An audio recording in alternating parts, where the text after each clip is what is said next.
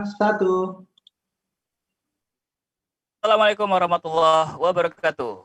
Halo Sobat RK dimanapun berada, jumpa lagi bersama gue Akil Wilda di LeadX Podcast, Leadership Experience Podcast by Rumah Kepemimpinan. Di mana setiap episodenya kita akan mencoba untuk ngajak ngobrol nih satu narasumber yang inspiratif, narasumber muda tentunya ya, yang inspiratif, yang dia punya kiprah dan punya kontribusi di bidang tertentu untuk kita coba gali, kita eksplorasi nih gitu ya, hal-hal baik apa yang kemudian dia lakukan, ya, dia kontribusikan, ya, terutama untuk ya tempat dia mengabdi dan juga terutama untuk bangsa ini. Nah, untuk episode kali ini kita akan ngomongin hal-hal yang sifatnya mungkin isu yang menarik nih, terutama yang lagi coba diangkat ya, apalagi ketika ada pandemi, sektor ini benar-benar terdampak ya, yakni sektor keuangan. Cuma kita nggak ngomongin keuangan atau ekonomi secara makro ya, atau secara luas, secara umum, tapi kita lebih spesifik lagi ngomongin terkait dengan ekonomi Islam, ekonomi syariah seperti itu. Dan narasumber pada kesempatan kali ini agaknya kalau lihat dari track recordnya sih memang sangat berkompeten nih untuk ngomongin terkait tentang isu-isu ekonomi syariah nih di Indonesia terutama, apalagi kaitannya dengan gimana anak muda gitu ya atau millennials nih gitu ya kemudian bisa memaknai lebih lebih dalam lagi nih terkait tentang ekonomi syariah, tidak hanya sebagai pengguna tapi juga sebagai pelaku ekonomi syariah di Indonesia. Siapa dia? Kita sambut bersama-sama teman kita Irsyad Al-Ghifari. Assalamualaikum Irsyad. Waalaikumsalam warahmatullahi wabarakatuh, Bang Akil. Gimana kabar Irsyad? Sehat, alhamdulillah. Bang Akil gimana kabarnya, Bang? Alhamdulillah. Sehat juga, alhamdulillah. Masih PSBB di rumah aja, WFA? WFA dari bulan Maret nih, udah lama banget. Bulan Maret ya. Iya. 6 bulan lebih ya. Hampir setahun nih kita nih udah nih. Hampir setahun ya di rumah. Udah hampir setahun nih kita PSBB nih. Oke. Irsyad, boleh dong ceritain dulu nih aktivitas sekarang apa aja nih buat para pendengar. Baik, oke. Terima kasih Bang Akil, terima kasih teman-teman semua. Halo teman-teman, perkenalkan nama aku Irsyad Al-Ghifari, alumni dari Ekonomi Syariah Institut Pertanian Bogor. Saat ini beraktivitas bekerja di instansi keuangan negara gitu, salah satu instansi keuangan negara di bagian ekonomi dan keuangan syariah gitu. Jadi aktivitas saya bekerja di institusi negara, kemudian nulis-nulis aja, kemudian sharing-sharing dengan teman-teman yang ada di Indonesia. Gitu sih Bang aktivitasnya beberapa hari terakhir. Nah, Sobat RK dimanapun berada, Irsyad ini ya, sempat menjadi apa saya sebutnya? Sekjen atau ketua? Sekjen ya? Sekjen dari FOSE ya? Atau ketua? Pelayan ini agak bingung saya ini. Ya, kalau gue sih bilangnya pelayan umum ya. Cuman kalau pelayan umum ya, oke. Cuma kalau teman-teman sih aman, ya nganggapnya sih bilangnya ketua umum gitu. Ketua umum, oke. Ketua umum dari FOSE. FOSE itu adalah forum apa ya? Forum Silaturahim apa sih? Singkatannya apa sih? FOSE itu Forum Silaturahim Studi Ekonomi Islam. Jadi organisasi mahasiswa ekonomi syariah terbesar di Indonesia, Bang. Karena memang anggotanya ada di 207 kampus di seluruh Indonesia. Mantap. Dan barusan kemarin purna ya 2019 ya? Iya, 2019 September ya? Bulan September. Ya? Betul. Oke. Nah, Sobat RK semuanya, lihat kan dari track record aja kayaknya udah ngelotok banget nih ngomongin terkait ekonomi syariah nih. Dari kampusnya aja ekonomi syariah, terus jadi ketua umum FOSE, kemudian sekarang beramanah atau bekerja di institusi keuangan negara. Otomatis kan ya ngomongin ekonomi syariah itu udah hal yang ya piece of cake lah ya. Yoi, piece of cake bahasanya. Keren juga. Tapi BTW ngomongin terkait ekonomi syariah, kalau ngeliat hari-hari ini seberapa optimis sih perkembangannya atau potensinya untuk bertumbuh nih? Ya. Kita mulai pertanyaan yang umum dulu ya. Oke, kalau seberapa optimis, kalau gue secara pribadi sangat optimis, Bang. Cuman memang kita masih punya beberapa obstacle, tantangan, kemudian ada beberapa hal yang memang harus kita selesaikan bareng-bareng gitu. Tapi kalau lihat dari perkembangannya, kita dalam 1 dekade terakhir lah, kita udah sangat signifikan gitu. Halal tourism kita dinobatkan sebagai yang terbaik di dunia tahun 2019 kemarin gitu ya. Jadi Nusa Tenggara Barat itu menjadi salah satu destinasi wisata halal terbaik di dunia gitu. Terus kita juga bagian keuangan kita juga mulai bersaing dengan Malaysia. Sebelumnya kita agak tertinggal jauh oleh Malaysia 10 tahun terakhir, tapi kita sekarang sudah bisa hampir menyamai gitu. Kemudian kalau dari pertumbuhan industri halal, potensi besar lainnya itu sangat signifikan. Apalagi kita sudah punya regulasi Undang-Undang Jaminan Produk Halal nomor 33 tahun 2014. Jadi itu semua produk yang akan dijual di Indonesia maupun diekspor ke luar negeri wajib label halal, Bang. Gitu. Jadi kita sebagai orang Muslim gitu ya, kenapa sih label halal itu penting ya? Karena memang untuk menjamin hak-hak konsumen kita sebagai seorang Muslim gitu. Nah, jadi ini potensi potensi sangat besar gitu ya. Regulasi udah oke. Next ke depan kita sedang mencanangkan bersama-sama seluruh stakeholder ekonomi syariah di Indonesia. Ini sudah masuk prolegnas juga di DPR, Bang. Jadi kita akan mensahkan Undang-Undang Ekonomi Syariah. Jadi paling lambat di tahun 2024. Nah, kalau undang-undang itu nanti disahkan, maka implikasinya wajib pemerintah daerah untuk menjalankan XR di seluruh Indonesia gitu, Bang. Mantap. Ini undang-undangnya bakal kayak omnibus law lagi nggak nih? banyak poin yang ada di bisa jadi tergantung komunikasi publiknya pemerintah nih. Tergantung Iya, omnibus law kan bisa jadi juga baik ya kalau memang penyampaian komunikasinya baik gitu. Betul ya. Ya kita berusaha untuk moderat ya, seperti yang diajarkan juga diajarkan. Kita lihat substansinya seperti apa dan kemudian seperti apa. Oke. Nah ini menarik nih.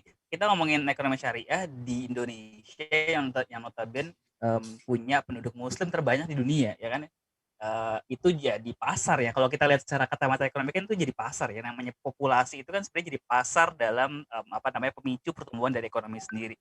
Nah, kalau kita ngomongin ekonomi syariah, Indonesia di mata internasional itu seperti apa sih? Apakah juga leading dalam hal ini atau masih ada pembanding-pembandingnya yang ternyata masih ada negara ini loh yang harus dilihat untuk kemudian bisa disusul oleh Indonesia gitu.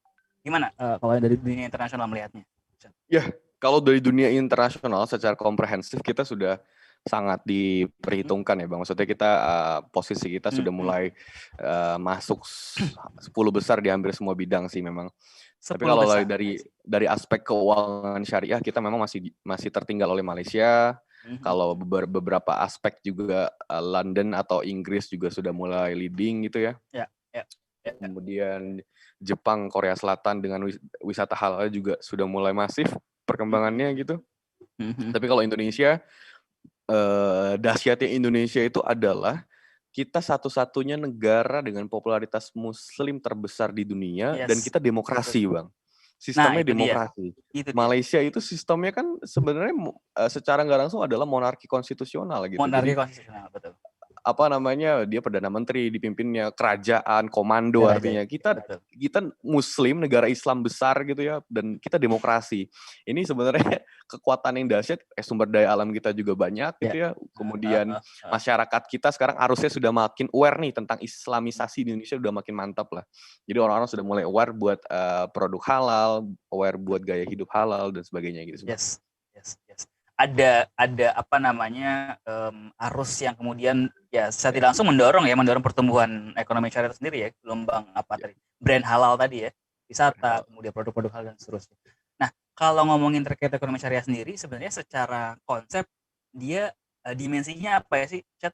Tadi kan disebutin ya bahwasanya kan tadi produk halal itu bagian dari is part of syariah economics begitu. Kemudian juga terkait tentang wisata halal juga is part of syariah economics. Nah, sebenarnya kalau secara konsep ngomongin tentang syariah economics itu dimensinya apa sih?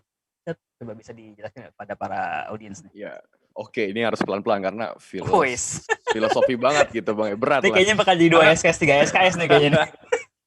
Karena gini, orang-orang tuh menganggap bahwa ekonomi syariah sama dengan bank syariah. Indonesia tuh masih persepsi tentang itu, Bang. Betul, ini salah banget.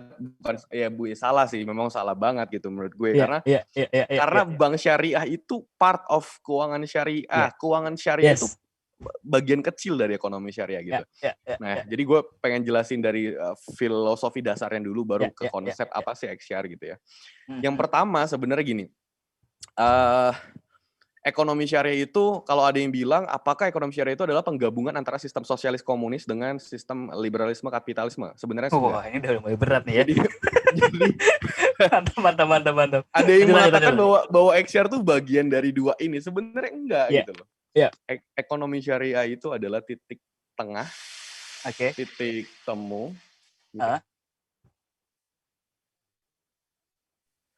Bagian dari titik tengah antar perbedaan itu. Nah, misalnya gini,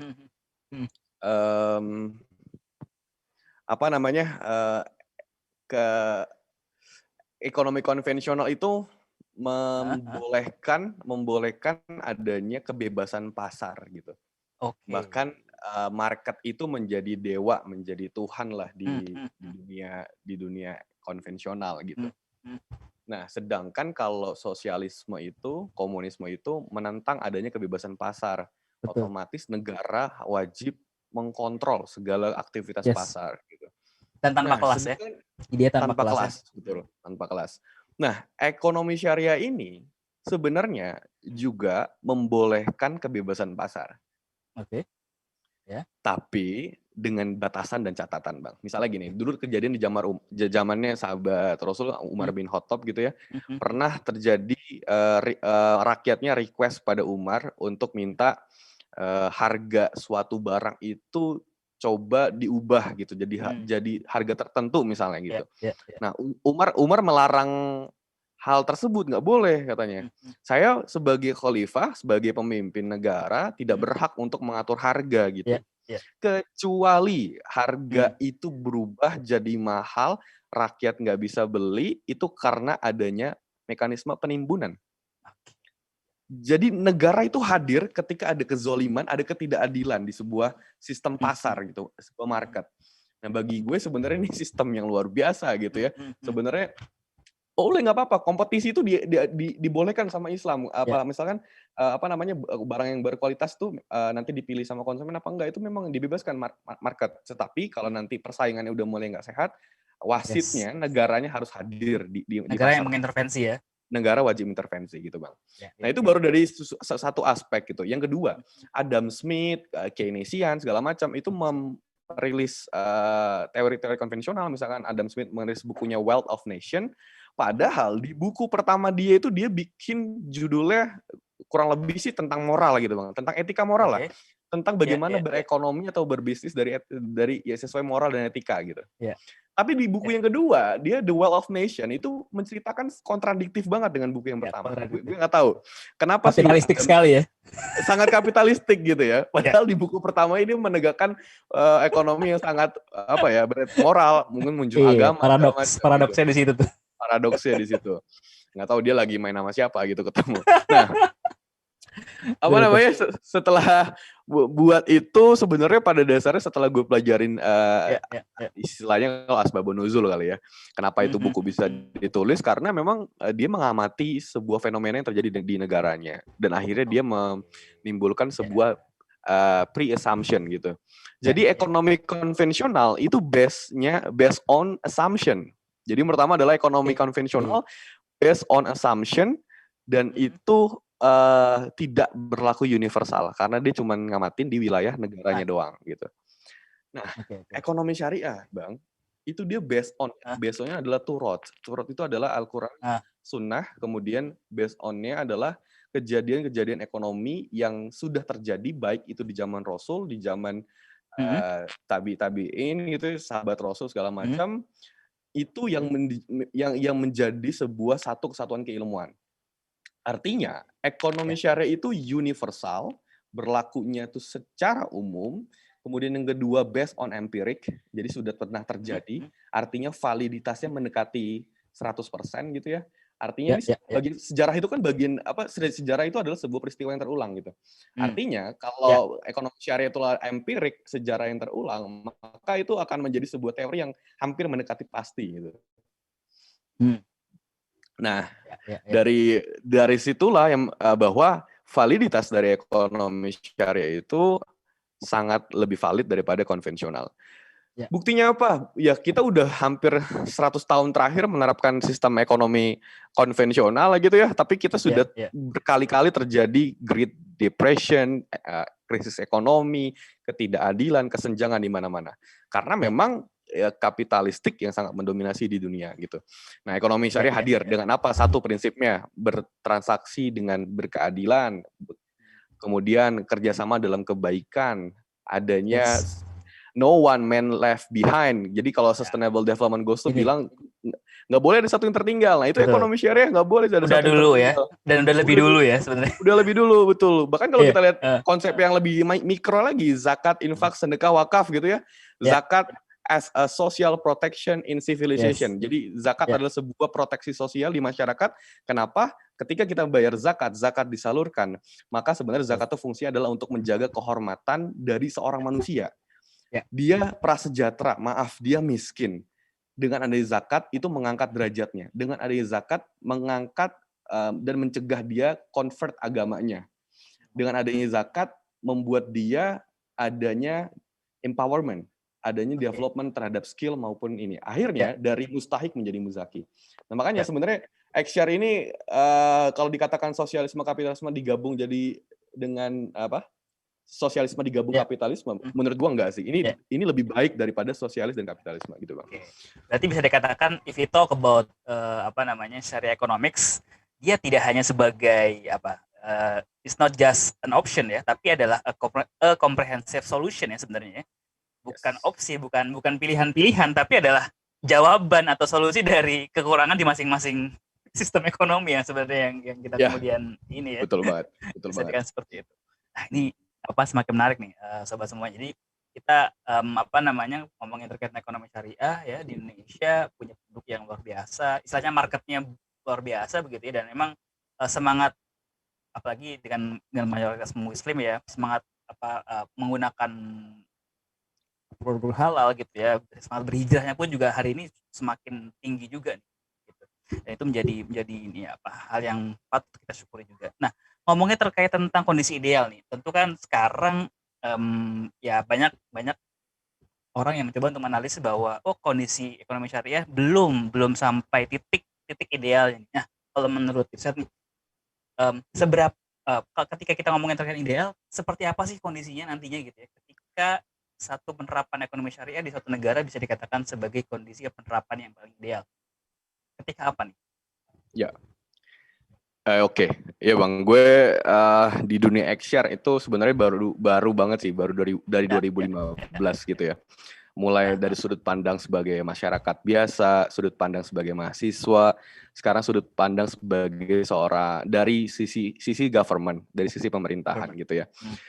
Nah, jadi sebenarnya ada 3 hal yang buat ekonomi syariah itu bisa maju di Indonesia. Yang pertama adalah indeks literasi ekonomi dan keuangan syariah masyarakat harus di atas 30%.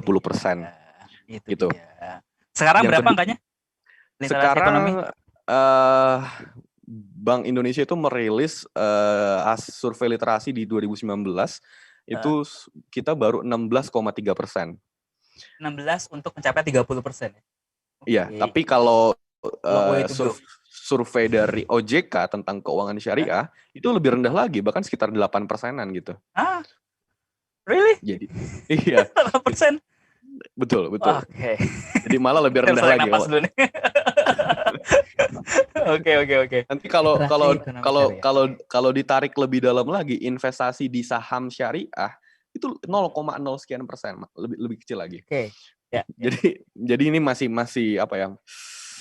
Masih banyak tantangan lah. Itu yang pertama. Literasi kita masih cukup rendah, padahal kita sudah berkembang mungkin 20 tahun terakhir ini udah cukup pesat gitu ya. Belum kita bicara literasi wakaf. Mungkin orang taunya wakaf tuh hari ini cuma soal kuburan, wakaf tuh soal masjid, tanah. Padahal kita punya instrumen yang keren sekarang. Ada namanya cash wakaf link sukuk, skema keren banget lah kalau dijelasin lah, tapi kita nggak usah terlalu detail bahas itu. Tapi itu inovasinya udah makin banyak gitu, Bang. Nah, yang kedua saat di literasi, yang kedua adalah harmonisasi antar lembaga ekonomi dan keuangan syariah di Indonesia. Jadi to be honest, kita jalannya masih masing-masing. Belum ada Oke. sinergitas yang sangat kuat gitu, Bang.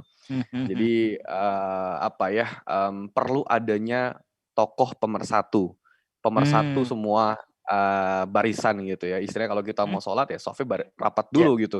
Ya. Ini kita sholatnya udah mulai mungkin tapi softnya belum rapat-rapat dari kemarin misalnya gitu ya. Nah, yang ketiga dari apa?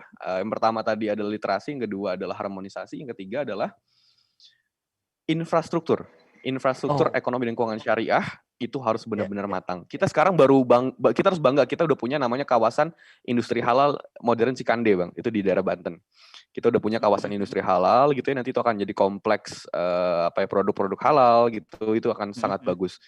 Nah, ke depan infrastruktur kita harus didukung dengan regulasi atau dengan aspek-aspek yang dapat mendorong percepatan pengembangan ekonomi dan keuangan syariah gitu.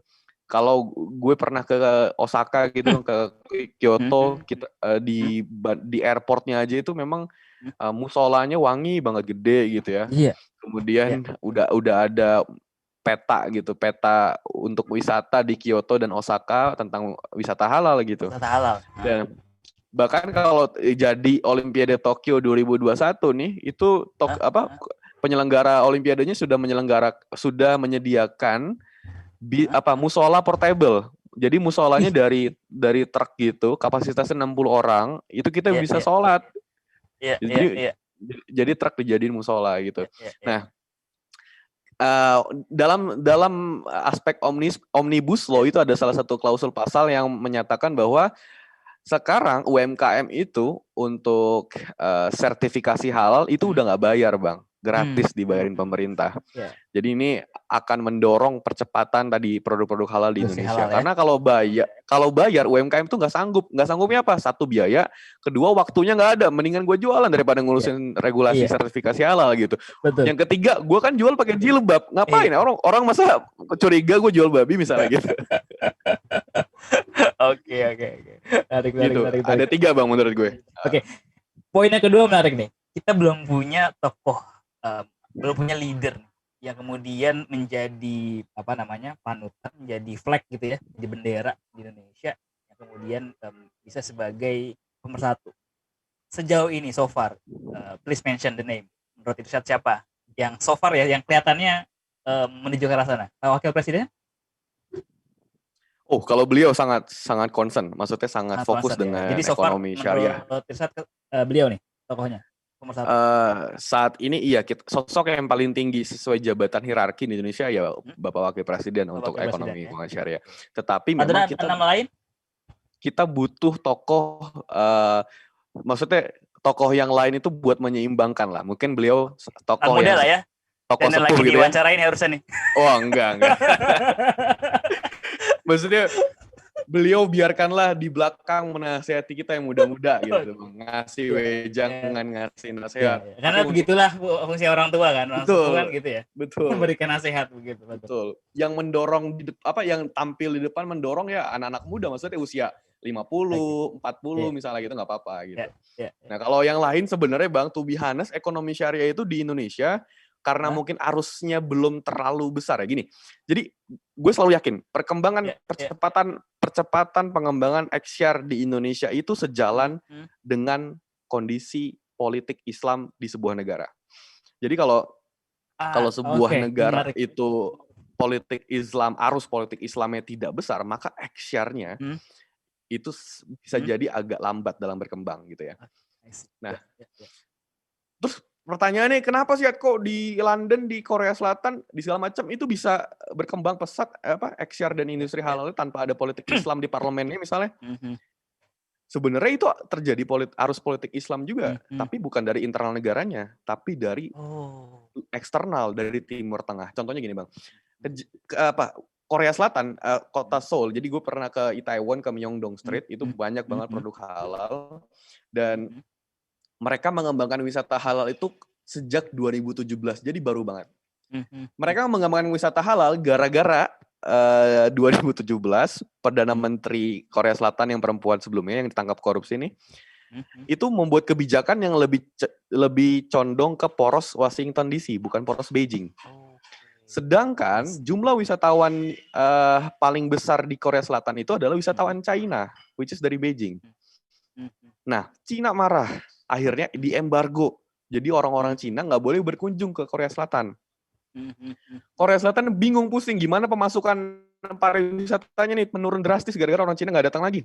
Ya. Dia lihat ada peluang pasar Timur Tengah, Bang. Tapi kan orang Timur Tengah punya uang banyak, bingung mau ngabisin di mana. Tapi kan dia pengennya wisatanya tetap ada musolanya, ada makanan halal gitu ya. Betul. Nah, otomatis sejak saat itulah ada keputusan dari pemerintah, dari regulasi pemerintah pusatnya mengeluarkan pengembangan wisata halal gitu. Ada arus politik Islam tapi dari luar negara. Betul. Dan ngomongin begitu juga nggak lepas juga ya kita ngomongin tadi yang case yang disampaikan oleh Isa tadi terkait tentang Korea Selatan gitu ya. Ya ketika juga ngomongin ekonomi kita nggak bisa lepas dari demand-nya kan, atau demand-nya seperti apa, dan kelihatannya demand-nya juga secara global itu tinggi sekali begitu ya. Tinggi sekali gitu ya, apalagi di Timur Tengah yang tadi disampaikan uangnya banyak tapi mereka bingung ngabisinnya kayak apa. Nah, itu tuh jadi peluang yang tanda kutip sangat gurih ya untuk untuk tidak lanjuti seperti itu. Nah sekarang lagi ini mungkin karena waktu terbatas kita mungkin nggak terlalu mendalami ya terkait itu, mungkin nanti kita coba buat lagi episode berikutnya nih untuk coba lebih mendalami ya Seth ya. Emang gini, saya kan ngelihat nih di media sosialnya Yursat nih, di IG-nya Yursat ya, brandnya Yursat nih millennials influencer for Syariah Economics. Nah, otomatis kan punya punya maksud dan juga punya keinginan nih. Kalau saya membacanya ya, punya maksud dan punya keinginan untuk bisa memberikan satu edukasi ataupun satu pemahaman bagi milenial semuanya, terutama buat milenial Muslim gitu ya, bahwa yang tadi disampaikan, yang dari awal kita sampaikan bahwa ya ngomongin syariah ekonomi syariah gitu, itu adalah satu tugas besar yang harus kita sama-sama perjuangkan, ya nggak sih? Atau ada misi lain dari branding yang mau dibawa sama Irsyad di situ? Ya, yang pertama misinya adalah bahwa ingin menyampaikan kepada publik bahwa Islam itu diturunkan ke bumi, ajaran langit, bukan hanya sekedar untuk orang Islam, Bang. Itu yang pertama. Kenapa? Karena ekonomi syariah itu adalah rahmatan lil alamin, bukan rahmatan lil muslimin. Betul. Kalau syariah itu hanya rahmatan lil muslimin, bagi gue pribadi, Islam sebagai konteks agama gagal dalam mempersatukan umat manusia yang berbeda. Padahal syariah ini adalah titik temu antar umat beragama, Bang. Misalnya gini, Plato, Socrates itu menentang sekali adanya riba atau bunga di zaman Yunani kuno dulu. Gitu. Mereka menentang ketidakadilan gara-gara banyak sekali masyarakat yang saat itu terjerat utang oleh rentenir, kemudian bunganya tinggi segala macam gitu. Nah, pertanyaan gue sederhana nih, Bang. Misalnya ada seorang Yahudi minjem uang 1 juta rupiah misalnya, dia harus bayar totalnya dibalikin harus bayar 1,3 juta misalnya. Artinya ada bunga 300.000 misalnya gitu ya. Nah, menurut Bang Akil, kira-kira orang Yahudi itu bakal protes nggak, Bang? Kok gue bayarnya jadi lebih mahal sih gitu? Ya normalnya ya harus itulah. Protes kan ya? Pasti protes ya. Berarti ini peluang buat kita untuk kebangkitan Islam di dunia, Bang. Karena kalau Islam itu bangkit lewat jalur politik, kita pasti akan digebukin rame-rame. Tapi kalau Islam bangkit lewat jalur ekonomi, kita bisa mempersatukan umat manusia yang berbeda. Kenapa? Karena actually sejalan dengan nature, alam, kondisi alamiah dari manusia gitu, Bang. Sekarang kita punya namanya sustainable ethical fashion. Jadi fashion, modest fashion, Islamic fashion itu wajib menggunakan bahan-bahan yang ramah lingkungan, tidak mencemari lingkungan. Kemudian kita punya healthy and organic halal food. Kita punya makanan halal, minuman halal yang sehat gitu ya, halal dan thayyib. Sekarang jadi tren global pasca Covid ini, orang cari makanan dan minuman yang halal dan baik gitu ya. Nah, ini manusia kembali kepada nature alamnya gitu, kepada alamiahnya gitu. Kemudian wisata halal juga sebenarnya diminati bukan hanya untuk orang-orang Muslim aja gitu. Non-Muslim juga banyak yang menyukai wisata halal. Kenapa? Karena wisata halal itu lebih menenangkan secara batin. Gitu. Dan fasilitas-fasilitas yang disediakan itu higienisnya sangat tinggi. Karena suatu tempat nggak bisa dapat sertifikasi wisata halal kalau higienisnya tidak baik gitu, Bang. Menarik. Jadi Islam itu gue pengen nyampein kalau kita punya nilai-nilai universal yang lu harus ikut sama gue. Pada akhirnya gue nggak maksa lu buat masuk Islam, tapi inilah keindahan dari Islam yang harus dilihat oleh orang banyak gitu sih bang. Dan kebermanfaatan untuk semua ya. Iya betul. Oke, wah ini menarik banget ya. Miliki misi ya untuk kemudian bisa mengenalkan ekonomi syariat tidak hanya untuk milenial muslim saja, tapi juga untuk semuanya ya, untuk semua kita, untuk menyadari bahwa ya inilah satu jawaban nih atas kegelisahan yang dimunculkan dari sistem ekonomi yang ada sebelumnya begitu ya. Kapitalistik punya kekurangan, sosialis punya kekurangan. Di sanalah muncul Islam atau ekonomi syariah sebagai satu solusi untuk bisa menjawab permasalahan-permasalahan yang ada. Wow, what a fruitful discussion nih, Irsyad nih. Semoga ada waktu lagi nih kita untuk bisa lanjut lagi di edisi berikutnya, karena ngomongin ekonomi syariah nih gak ada habisnya nih. Apalagi isu-isu yang lagi santer nih ya, ada isu merger 3 bank syariah. Wah, itu akan seru lagi tuh kan Iya, menarik gitu bang. Tapi kita nggak akan bahas di sini, tapi mungkin akan bisa bahas di episode lain ya. Semoga nanti Irsyad ada waktu untuk kita bisa ngobrol-ngobrol lagi ya ke depannya. Sekali lagi saya ucapkan terima kasih banyak Irsyad Al-Ghifari sudah meluangkan waktu untuk bisa ngobrol-ngobrol nih bareng kita semuanya, Sobat RK dimanapun berada di LeadX Podcast. Ya, semoga obrolan kita ini bisa memberikan pandangan dan insight ya buat kita semuanya, untuk kemudian ya bagi teman-teman yang minat untuk kemudian bisa mendalami dan benar-benar menjadi aktor di dunia ekonomi syariah terutama ya. Silakan banget untuk bisa belajar banyak dan sangat luas sekali. Dan silakan bisa terkoneksi dengan Irsyad Al-Ghifari di mana? @masirsyad ya. @masirsyad_. Ya, dan sudah banyak followernya. Jadi kayaknya nggak banyak ya, kayaknya ini ya udah inilah ya, udah wah populer banget lah nih. Wah, enggak saat ini. Oke, saya terima kasih banyak, sukses selalu atas aktivitasnya Al-Ghifari. Sampai berjumpa lagi di episode yang lain ya. Oke, begitu juga dengan teman-teman semuanya, Sobat RK semuanya. Kita cukupkan di episode ini ya, semoga bermanfaat. Sampai jumpa lagi di episode berikutnya. Assalamualaikum warahmatullahi wabarakatuh. Waalaikumsalam warahmatullahi wabarakatuh. Salam pemuda Indonesia berdaya.